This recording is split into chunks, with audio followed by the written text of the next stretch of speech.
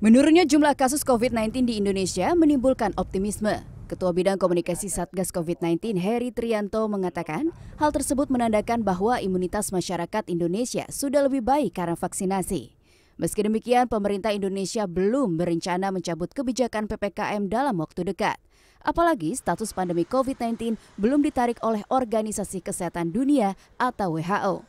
Heri Trianto mengimbau masyarakat tetap waspada dan mematuhi protokol kesehatan.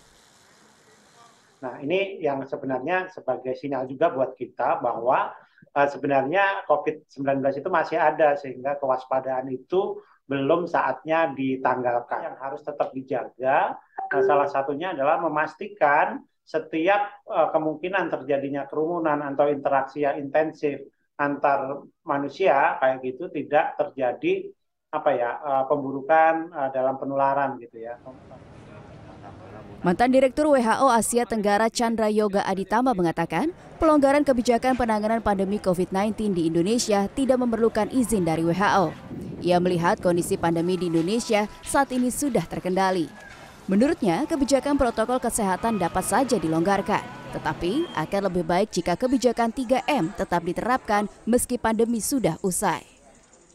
Tetap kita harus jaga, tentu tidak harus isolasi seperti isolasi COVID ditaruh di Wisma Atlet dan sebagainya, tapi perilaku bahwa kalau ada penyakit menular, kita menjaga supaya tidak menular ke orang lain itu tetap perlu dilakukan. Soal mana yang mau dipilih, silakan saja dipilih yang mana tidak terlalu ada perbedaan yang signifikan barangkali antara yang satu dan lainnya, silakan dilakukan secara bertahap. Tapi justru yang penting adalah jangan sampai gara-gara dilonggarkan kemudian perilaku orang kembali ke seperti sebelum COVID. Marilah kita.